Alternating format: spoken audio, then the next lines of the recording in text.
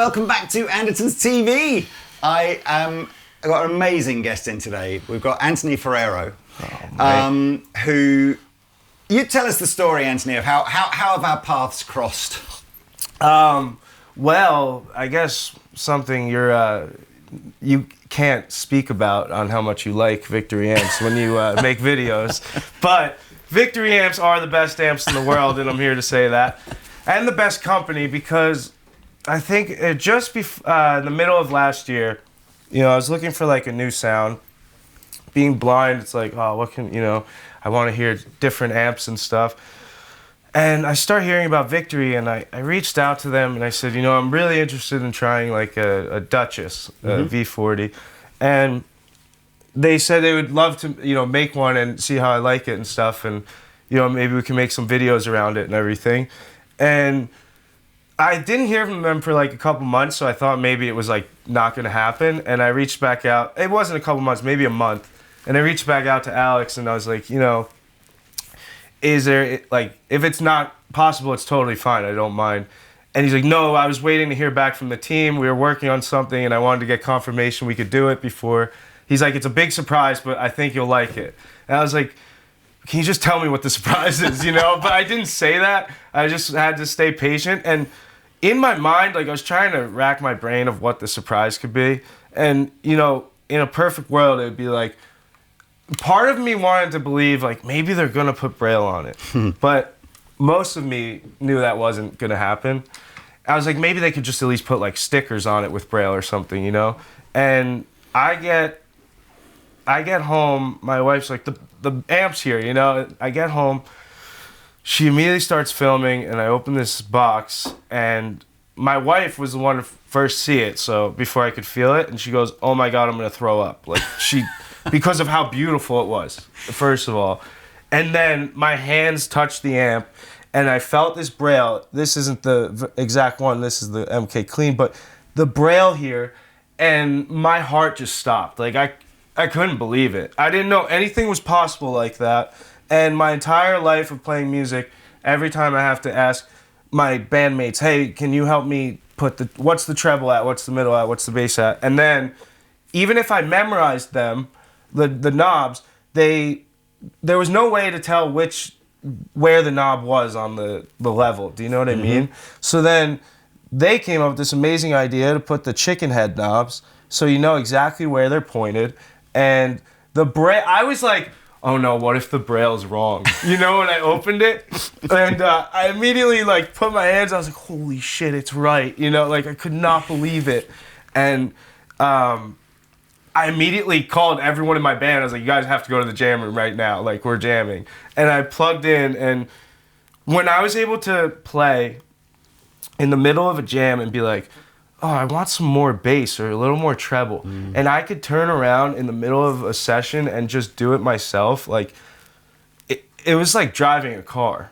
You know what I mean? Well, you probably don't, but... The moment in that clip where you first realize it's got Braille on the amplifier, it's one of the most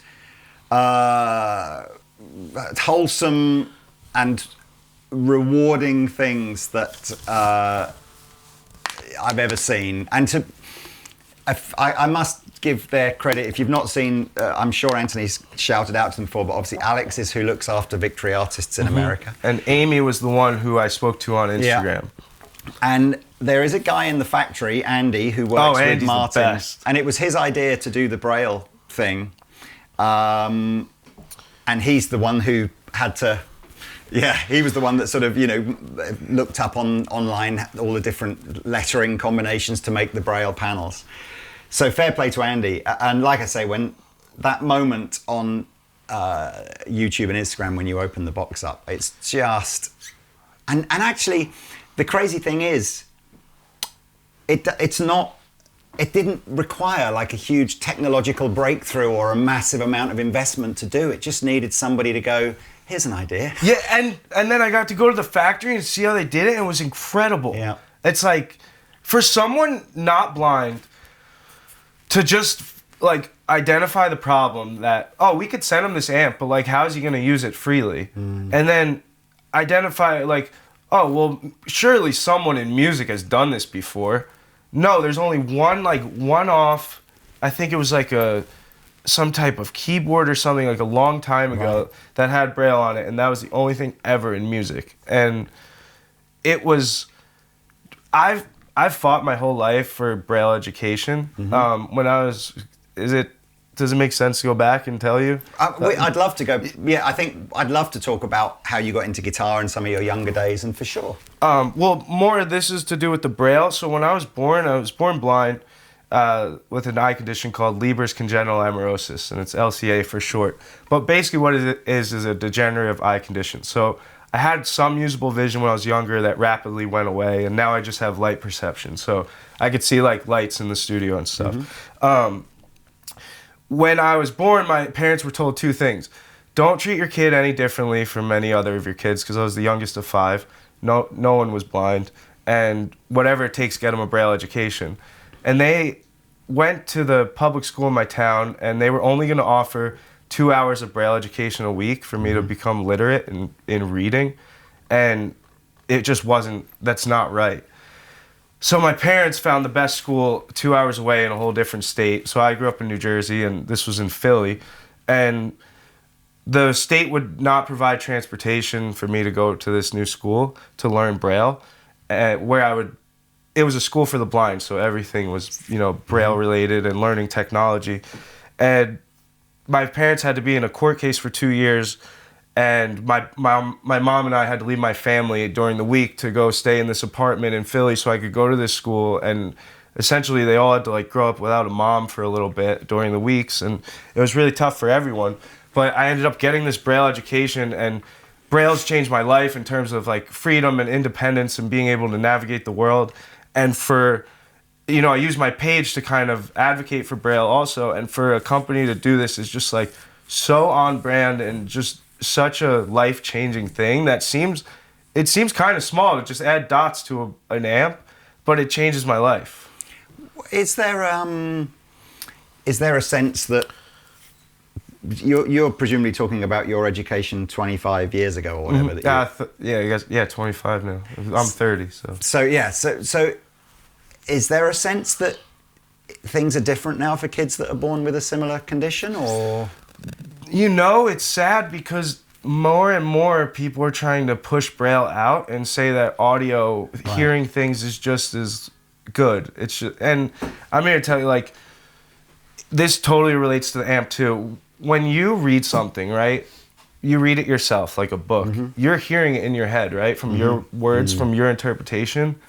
If I'm listening to someone tell it to me, I'm hearing it right away from their tone of voice, from their, whatever inflections they put or how they emphasize certain things. And that automatically gives you a way of thinking of how that is. Same thing with music. When I just tell my friends, oh, can you put treble on 7 or middle? I'm just going off what I think is good instead of interpreting myself, where I get to put my fingers on the Braille and adjust my tone to me. Yeah. I think something that obviously your parents were advised to do, and I think it comes across very much in your personality. You don't want to be treated any differently to anyone else. You want to be as independent as you can possibly be and challenge yourself to do as many things as you want to do. Until I get to cut the cue. I'll be treated differently to cut the line. That's the only time. Only time I want to be blind. I guess if you're in a theme park, that comes in really handy, right? Yeah. But no, very much so, not treated differently. I grew up, like I said, the youngest of 5, but my mom is the second oldest of 13. Wow, that's a big family. Yeah, and so where I grew up, it's a small beach town, and they literally call it the Irish Riviera because it was settled by a lot of Irish Catholics back in the day. And my mom's the second oldest of 13, but I have 65 cousins that all grew up in the same area. So I grew up skateboarding, surfing, riding bikes until the day I hit a parked car. I'll never forget that. My mom was like, no more bike, man. So letting me try things and mess up and figure out different ways to do them being blind. So let's talk about guitar. Yeah. People who follow you on socials and stuff will also know that you've got some outrageous kind of skateboarding stuff. You're big into your wrestling as well and your judo. If you're interested in any of that, please go and follow Anthony's socials and stuff. But guitar-wise, how old were you when you got your first guitar? I was, so I didn't actually get my first guitar. My uncle placed a guitar in my house, like a beat-up Takamine acoustic, a Jasmine. And I never played it, right? It just sat there. My dad played trumpet, and he loved jazz and blues. And I grew up like listening to rap, and because the Philly influence, I was very like thought I was a gangster, you know, like, and my dad was like, "Come on, just try listening to this blues and jazz and stuff." And one day I was 18 years old, a senior in high school, and I'm in my backyard at my parents' house, and my best friend plays the drums, and he's outside playing this like djembe, right? And my dad's out there and playing trumpet. I was like, this is so messed up. Like, I feel left out. I kind of want to be involved. So I ran downstairs and I grabbed the guitar, and my dad showed me a C chord, and this is how the first jam sounded.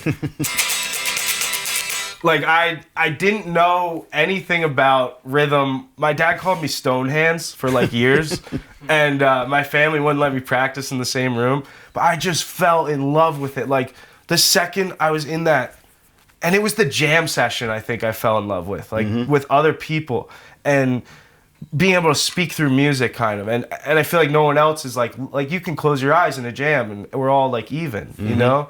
And quickly my dad was so excited that I showed interest, and he got a drum set from one of his friends that he put in the basement. It was just this old unfinished basement, and we had this old upright piano. So my other friend said, well, I'll start learning piano.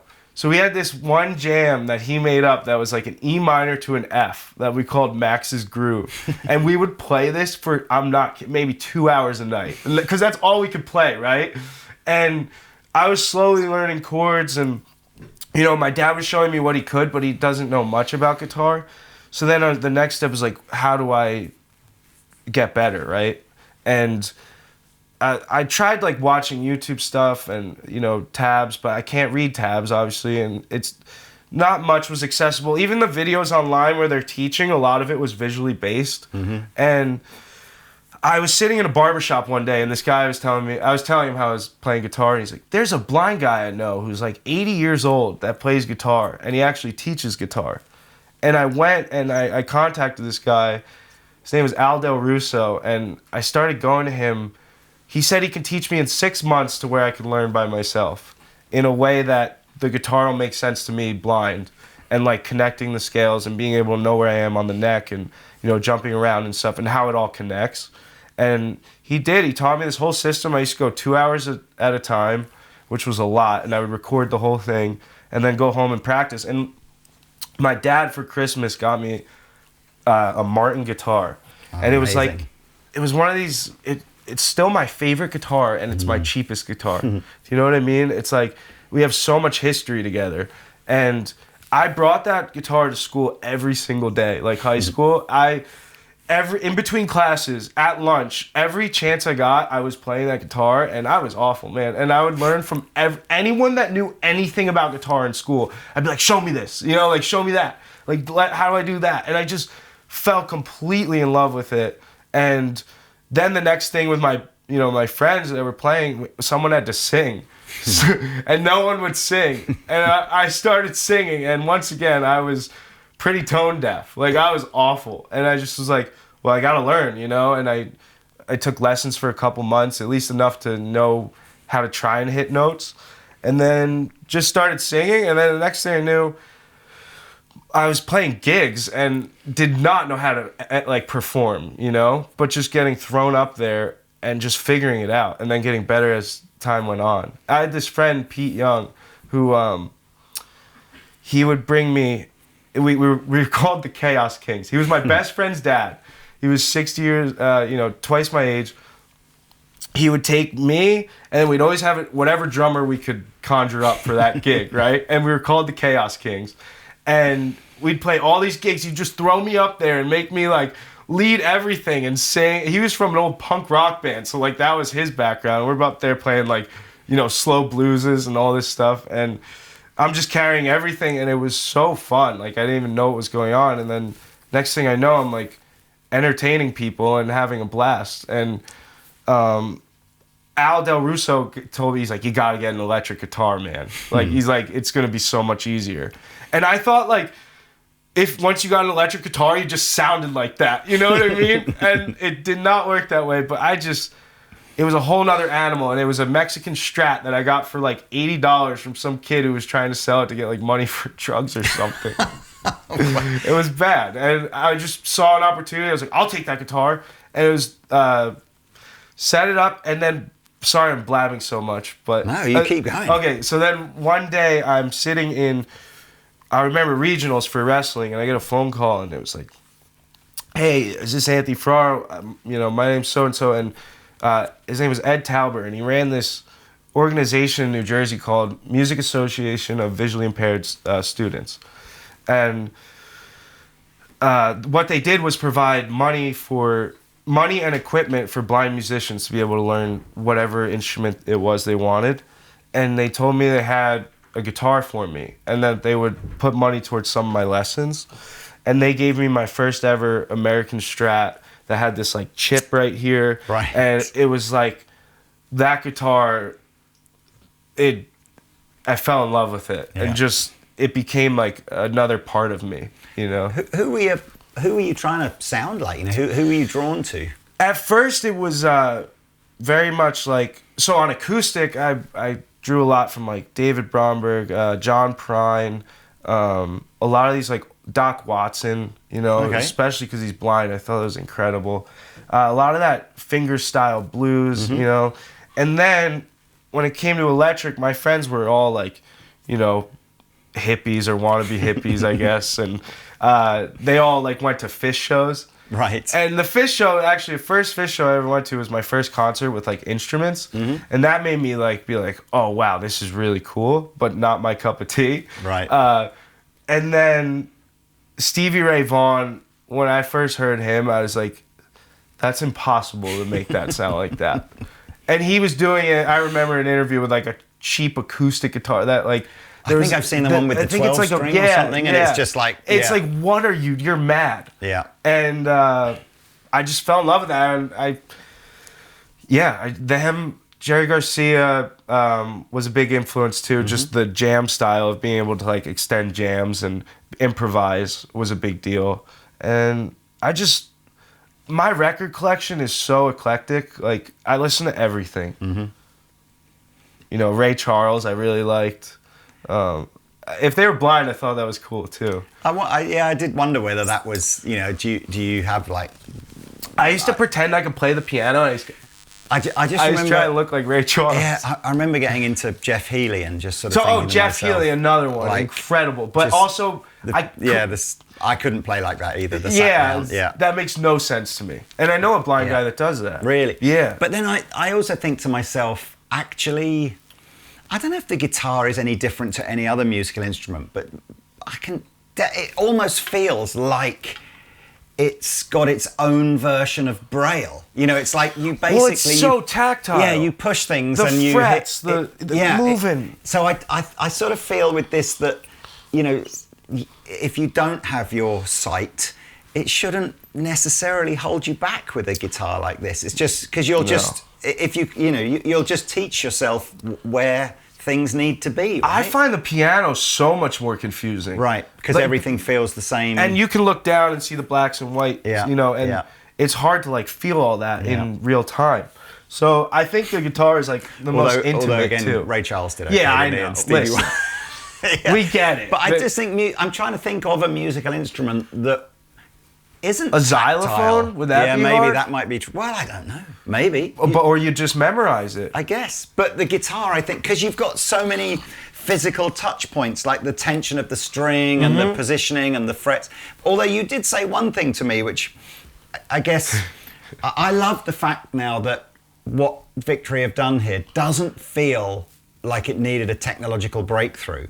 And you mentioned as well, it would be nice if the side dots on a guitar could just be slightly raised, just to have some sort of reference as to where that is, and you think, well, that's not difficult for a brand to do, or for an aftermarket product to go on that like that. So, and just as an option, you know, it doesn't you don't do that to every guitar, because a lot of people won't like that. Yeah. But like I said to you, it really was a month ago until I found out you have fret markers. You didn't even know. I had no idea. I just thought they were cool inlays on guitars. Yeah, and honestly, I get that. I mean, when I watch Pete playing, or lots of good guitar players, you can see it's become almost like an extra arm for them, and it just doesn't matter anymore.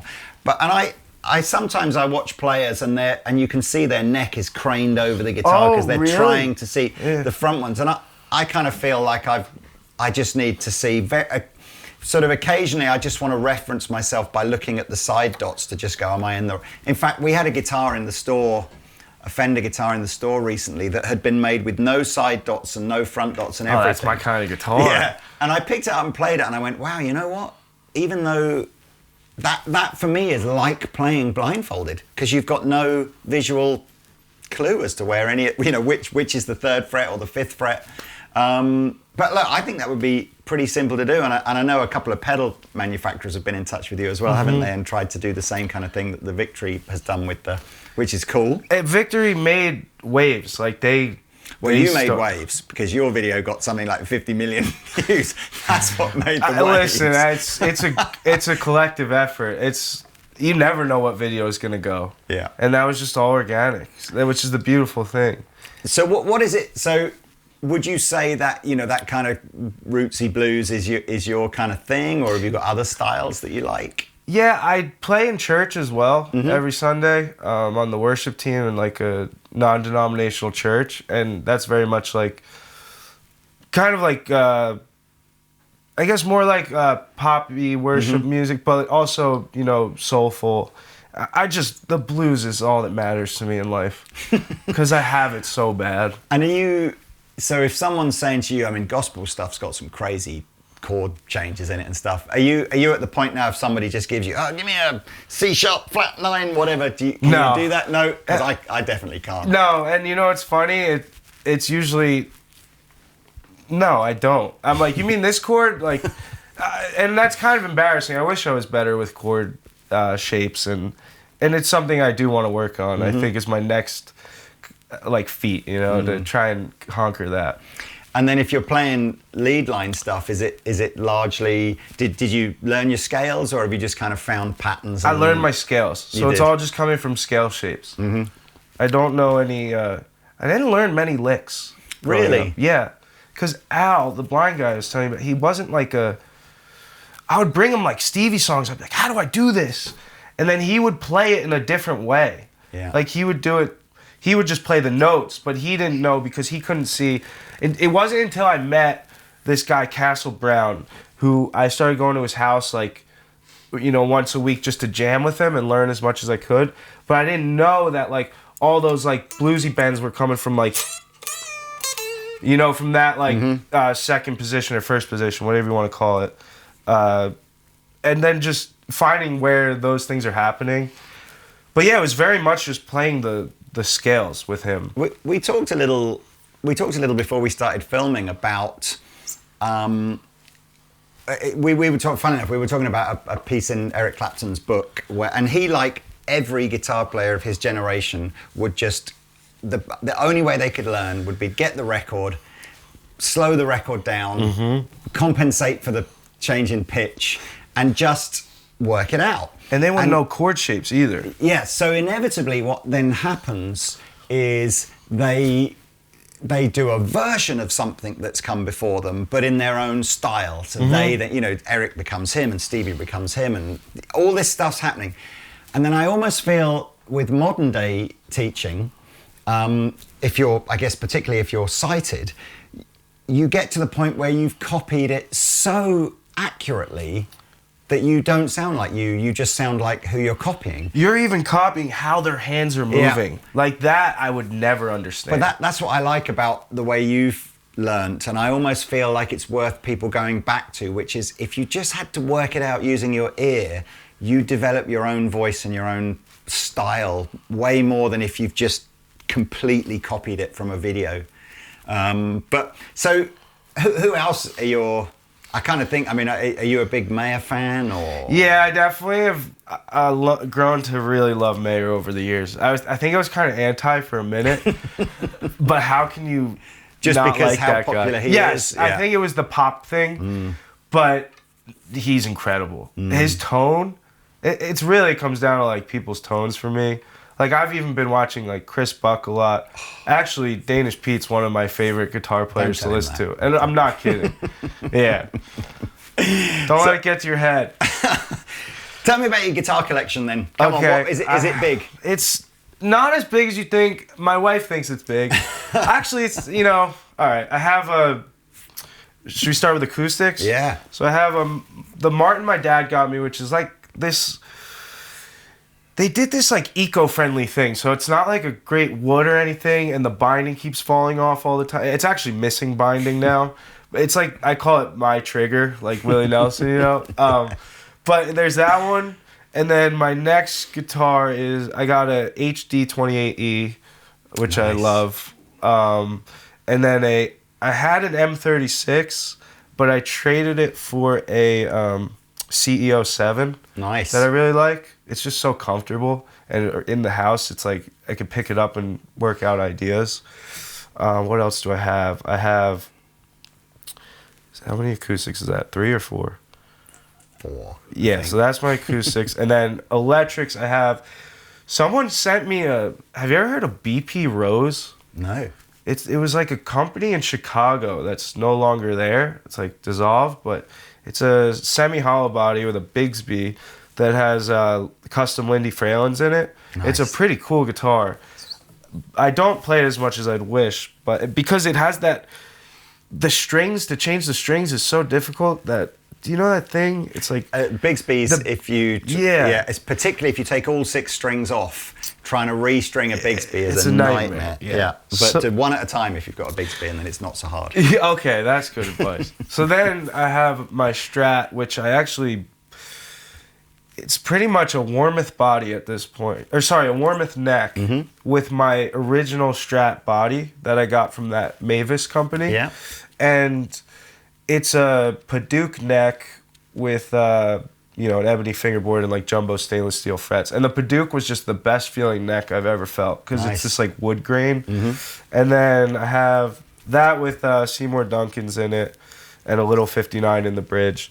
And then I have a Telecaster that someone gave to me when I sent them to rehab, because they were they came to my house really drunk one time, and they had kids and stuff, and they said, you really got to go get your life together, basically, and you can't be here.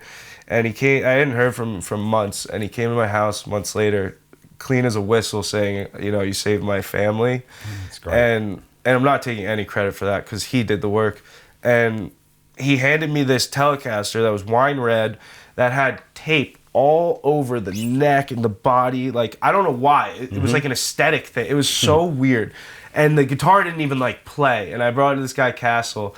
And what he did, he like took it apart. He sanded all the paint off and repainted it to this like silver color.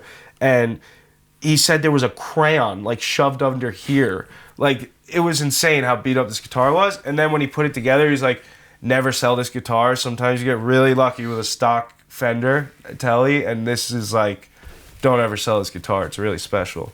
So there's that one that means a lot to me. I bet. And then I just got a PRS, one of the S2 semi-hollow bodies. Oh, nice. Yeah. It's got like freaking 12 different ways to put pickup configuration. It's really cool. Did I see you with a Silver Sky? Yes, as well? that's my other one, a Silver Sky that I really like. Nice. And I think... Is there an ultimate guitar for you? Is the simplicity of the Telecaster a draw, or is there? I mean, what's the sort of the simplicity of a Telecaster, the intimacy of a Strat, because I could just like. Obviously, I was inspired by Stevie Ray, but like, dude, I've like hit my Strat on the ground to get feedback, and then like bent the shit out of this part, like the bridge, and you could just get really like dirty with it, you know. And then I've always dreamt of a 335. Ah, yes. That's my dream, I think. I think everybody needs. It's like a rite of passage. At some point or other, you have to have a 335. I had a Les Paul at one point. It was a little. It wasn't the best one because it had the like coil taps. So I wasn't that interested. A long time ago too. And I've been through a few guitars. One time, when Gibson came out with the SG, the self-tuning robot one, I was like, oh my gosh, all my problems are solved. Dude, I bought it and the thing never worked again. Yeah, that was an interesting... Oh my, it had like its own brains. Do you know what? I like the fact that you got the concept of it, because that was... my feeling was most people were anti that guitar because they felt like you should just learn to tune if you're a guitar player. And I was like, I don't know that I agree with that. Like it's when I'm driving my car, I learned to drive in a manual and now I drive with an automatic. And I'm kind of like, well, I prefer not, like if someone would just take away the need to tune, then what's wrong with that? But you're right, the technology was too early. The concept was amazing though. Yeah, it was a very, very cool concept, especially I think for open you would just tunings. strum it and then it would just tune. Yeah. Or not. Or not. Mostly not. There was a great Tyler from Music Is Wind did one where I think he pressed the tune mode and it got itself. I think it worked out the octave above and it tuned so tight it snapped the headstock off the guitar. Oh, sorry. That's I have a J45 also, and I got it brand new, flew across the country with it in the plane, brought it on the plane, loosened the strings, put it in the thing. And got to my hotel with no headstock connected. Oh no! It was a heartbreaking moment. Airline disaster. Yeah. Then this guy Paul Unkirk, amazing luthier, fixed it for me. So I can't tell unless I feel it. We're gonna challenge you to participate in a blindfold video as a separate video to this, which I'm excited about. So please like and subscribe and stay tuned. Yeah, because I brought my own blindfolds. Which is superb, and but that'll be a separate video. So I think we're going to go and grab some lunch first. I'm kind of like behind you here. I saw the Duchess that Victory sent you. I haven't seen these yet though. So this is just more amps that you want to get into. So you've got the Clean on the floor, and then just about a foot behind that. There you go. You've got that's the Deputy. That's the MKX with tons of stuff on it. Yeah, this is the most information I've ever seen in my life. When I got to the showroom, and they presented this amp to me, I got really scared when I put my hands on it. I was like, oh no, what if I can't understand this? There's so much information. And the way Andy did it. It's like, because he put EQ section, right? Yeah. So like the EQ section. Oh, that's what the top piece is, and then right. This is the level section. Right. And then you have your decay and reverb and stuff. And then your, this says MKX over here in the top right. And then you got the triangle gain stage. It's like a triangle. Yeah. So, and then you got your OD2 and OD1 gain. It's amazing how he wrote it. Yeah, and then underneath that, way simpler, you've just got the Deputy underneath that one. Yeah, which is incredible. So, and you had... It's cool. Andy did the big jumbo braille for the Deputy. I didn't even see that so over cool. the logo. No, it's amazing. I was like, what the hell is this? And then, because it was so big, and then I was like, oh, that's cool. He did it like how it is visually, kind of. And I also find it kind of cool that you were insistent you had a purple one, right? Well, it's Pete's amp. Come on. And I love purple. It's funny being blind. I still care what like guitars and gear look like. Yeah, but what do they call that condition where you can hear colours? It's a CC app, the lady that plays bass for us. It is Saya. Anyway, there is a thing where if she hears a certain sound, it inspires a colour. That's mind. True. That is true. I was gonna say, this gives me very blue. Well, I mean, it is a blues amplifier. I don't even know when you're joking MK now. Clean gives me a very blue sound. Right. Like just the way it opens up, it's like this cool sound. Like it's not cold, but it's not hot. It's this cool sound. What is it called? Chromesthesia. Okay, I've heard of that. Yeah, it's a real thing. When you hear things, the colors go in your brain, right? That's it. Yeah.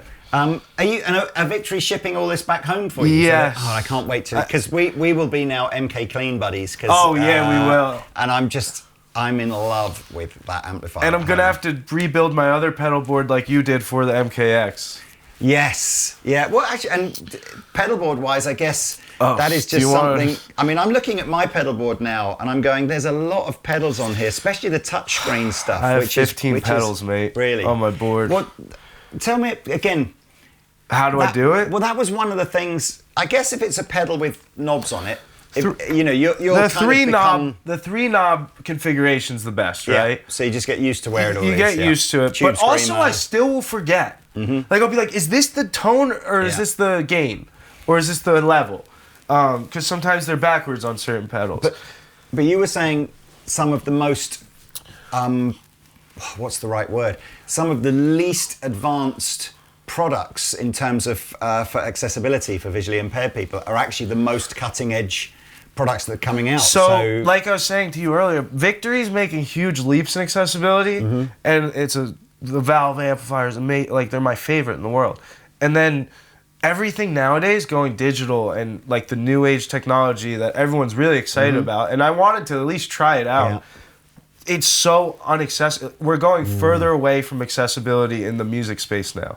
I would absolutely love, and Doug or Pancho, if you're watching from Neural, just take a minute with your R&D team to just think what could be done. Like a screen reader on the Cortex Mini or something. Something like that. Just any little aspect would be huge. Yeah. Or even to make a manual version, like not all touchscreen. I was going to say a separate controller. Right. Yes. Actually, because there was quite a few of that kind of product designed for DAWs, aren't there? Where there's like a separate hardware controller. So I do know some blind people that use that type of stuff, and like I think some of the fractal stuff is accessible, some is not. But also, you kind of have to go through a lot of loops to make it accessible for yourself, and memorizing a lot of things. Well, I must admit, this has been so much fun. I've been so excited for you to come in, but I do accept that in the Andertons team, I'm not the guy that you really, really want to jam with. I think the guy you really, really want to jam with is sitting on the other side of the glass over there. So let's get Pete in, and you can jam out in this video with do you say he's your third favorite guitar player in the world? Dude, can I just say that you guys are the greatest like insight to what's happening in like the music world, and you're my most consumed content online. It's really it's amazing. So thank you. You know what? I'm blessed that you would say that, because I don't necessarily know that we have ever really thought about trying to be that. So the fact that it is accessible and you like it is really amazing. Oh. Anyway, and honestly, your beautiful wife and your beautiful daughter as well, who are over for the day, and the family you've created and the life you've created for yourself is inspiring, man. Thanks, mate. It's a blessing. And if anything Victory or Andertons can do to try and help or push other people along in that direction, I hope we stay in contact. Me too. We definitely will try. But anyway, look, come on, Mr. Pete. Mr. Pete! Come on in. Mr. Peter! Just like a G to a C? Yeah, G to a C. Yeah, why not?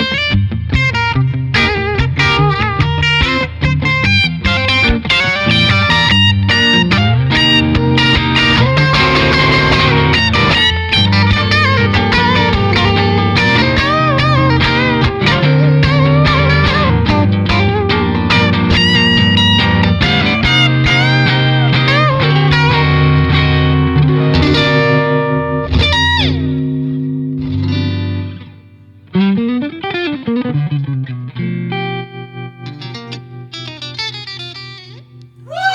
man. Thanks, mate. Oh, go on, there you go. Awesome. There you are. Fun.